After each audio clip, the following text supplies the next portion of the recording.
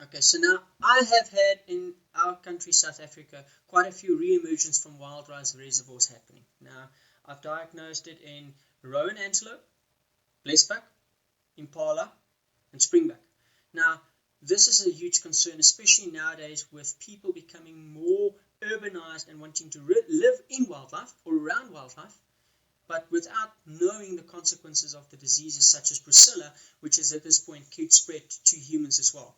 Now, the brucella infection can spread in many ways, but as possibly many of the times it spreads further via urbanization and expansion of the animal industries, poor animal husbandry, and also international travel and human behavior. Like I said, in South Africa, people want to live close to the wildlife, but they don't, and also they live in the same area doing hiking, mountain biking, and certain typical activities that could lead to them exposure, such there's a new fawn born, everybody wants to see it, but they don't know the risks thereof. Now, this is the brucella cycle. Usually a cow to cow can be a pregnancy is a dead end cycle, and a horse is a dead end cycle because they can't carry or spread the disease any further. But as I've mentioned, unpasteurized milk, exotic cheeses, and those can lead to the infection being in humans themselves. Now, the cycle is usually, for Brucella abortus, is leads to many of the cases only abortion. But remember, like I said, the cycle can be on the wildlife side, can be a reservoir, even if we eliminate it via vaccinations, and that's possible, which I'll mention a little bit later. The wild reservoir still remains the point where it can re-emerge. So surveillance again is very important. Human interaction with these animals and occupational situations that can lead to it, such as with veterinarians, slaughterhouses, laboratory workers, all of those need to be considered. Now, current management is that we focus on the environmental and occupational health as a control measure. Now, this requires support and actions from various sectors such as the farmers, the governmental, educational, or occupational. Now, this is also, again, a developed versus a developing country disease. Now, it was eliminated in the US, but again, bison in the US carries Brucella abortus. In South Africa, we're trying to eliminate it via the vaccines, live strain S19 or RB59 vaccinations of heifers. But again, we've got wildlife reservoirs we can actually lead to it back. Now, screening tests are available, like the Rose Bengal test in production animals of cattle and sheep and those, for testing their milk. And we can identify it via CFT, ELISA, and confirming the bacteria in certain wildlife. And also one can use serology such as IgG, IgM to distinguish between a live infection or infection currently happening and a past infection. Using of the serology in wildlife without validation at this point is a problem. So how effective the tests are for actually diagnose the same Brucella strain, that's a different story. But one can use fluorescent polarization assays that does not rely on species specific, just to diagnose that the Brucella bacteria is, but not possibly the strain one can't identify there. Now, the current management still is resources are available and allocated in developed countries, but in developing countries, the resources that are spread for actually controlling it is much, much, much less, because it's not a high up OIE notifiable or huge risk disease. So people are not as worried about it, but again, it can lead to major outbreaks in areas where there's not control, and if one allows it to spread without any surveillance or anything, it can lead to massive. Now, a test and slaughter approach has always been done in the developed countries. Now, this is not possible in developing countries because many of these are subsistence farmers that rely on their cattle, rely on their sheep for their normal daily livelihoods. Now, in South Africa, wildlife farming has become a huge way of relying and getting your income for your livelihoods. Now, one can't put a slaughter out approach in countries such as that where people are relying on those animals for it, but one can start informing them and getting the reservoirs tested and actually getting those numbers of animals that are infected down to a minimum or now. So slaughtering out only the positive animals, that's a possibility, but I think we're going to be having resistance. One would have resistance from the farmers unless there are some way that they benefit from it as well. So monitoring in developing countries are scarce or absent, as I've mentioned, and I believe that this needs to be upped, especially in South Africa. But what does one do to a reservoir host such as buffalo, sable, impala, and those that are certain species that are starting to become endangered, such as the wild dog, African wild dog? Taking it, it possibly has Brucellosis canis. Yes, it has decreased problems in that. Do you just slaughter that animal out, or does it have some value at least? Now, in Africa, there's few serological tests that get tracked back to this Brucella species itself. They just say it's Brucella, and that's it. So, future management, initial human cases must be indicative of a re-emergence of the animals in the production animal side or the animal's aspect itself.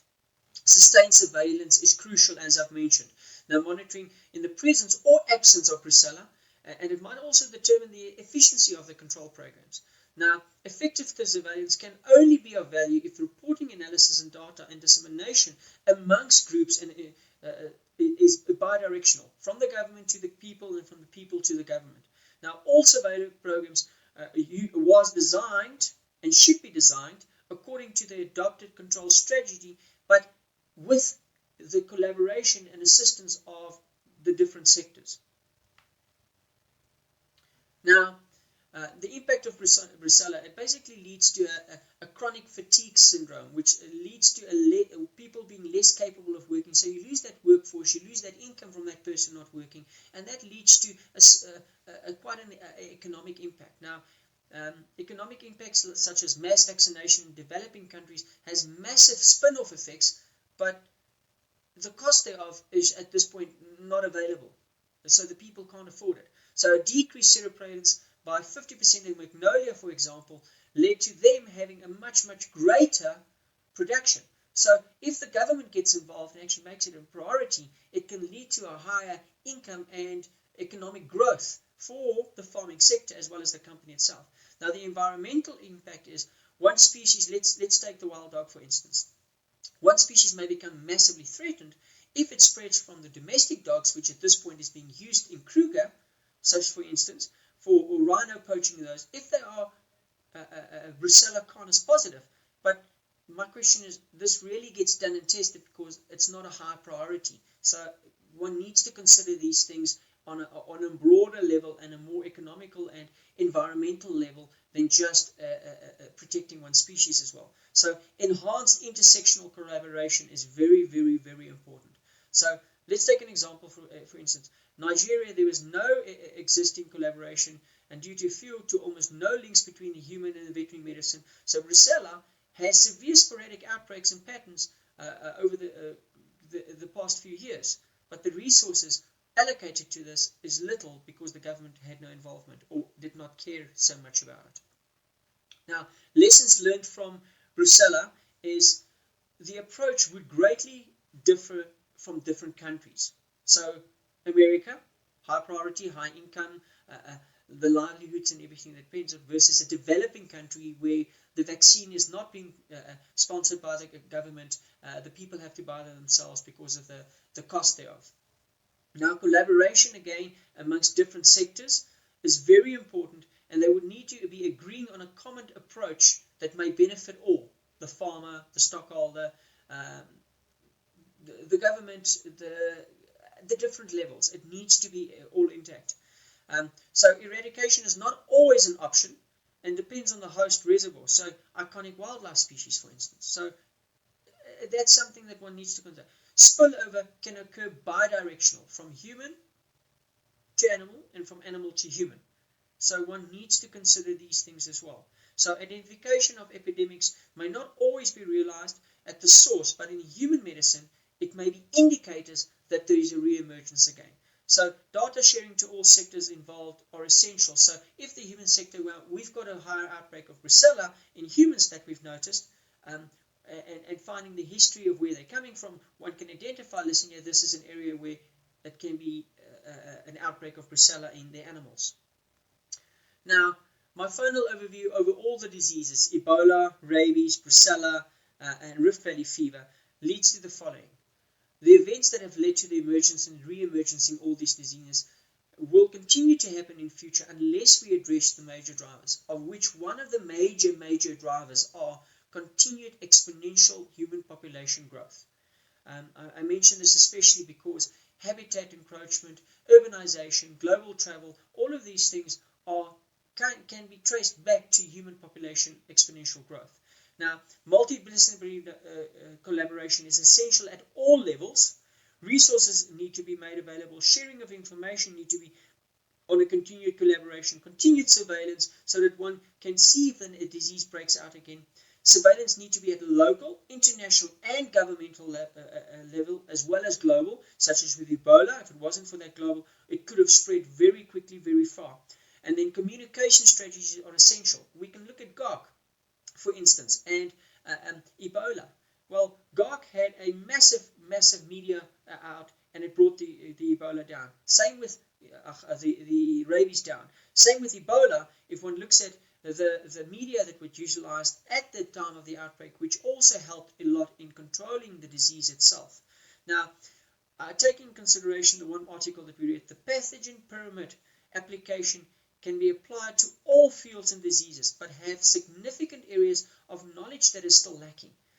And this needs to be addressed in a health for all type of attitude to approach. So processing for pathogen emergence occurs at many levels and simultaneously. So new emerging zoonotic diseases are very likely, such as we had with the rabies that was a new strain. And this can be due to human action and may arise from wildlife rather than domestic sources. So wildlife is our biggest source of possibilities of new emerging infectious diseases. Most diseases have a high negative economic impact, and if an epidemic occurs, then if it was continuously controlled and surveillance was applied. So the cost thereof trying to control an epidemic versus surveilling for it is much better. Let's take, for instance, Ebola versus Brucellosis. The impact usually after the poor societies of socioeconomic development is usually worse than in developing countries. So putting in resources to the developing countries to actually enhance their surveillance aspect is always to the benefit of the whole global aspect, or global citizens, if we can say it. So they may also develop a novel methods of spread, such as what we've mentioned with rabies, with the organ transplants. One's got to consider these things always, and it's the interaction with humans and the animals and the environment that one needs to consider, such as utilization of the resources, and habitat and bush encroachment. So in an ever-changing technology in human medicine and animal medicine, one needs to consider that there are novel methods that the diseases can lead to epidemics and outbreaks. So other concurrent diseases may influence the key control targets of pathogens as well, such as what we've seen with rabies and foot-and-mouth outbreak in KwaZulu-Natal, as well as in Kenya. So today, I thank you very much. All my references are at the end for each disease that I've looked at. If there are any further questions, please email me and discussions, and I would gladly try and answer them as best I can. Thank you.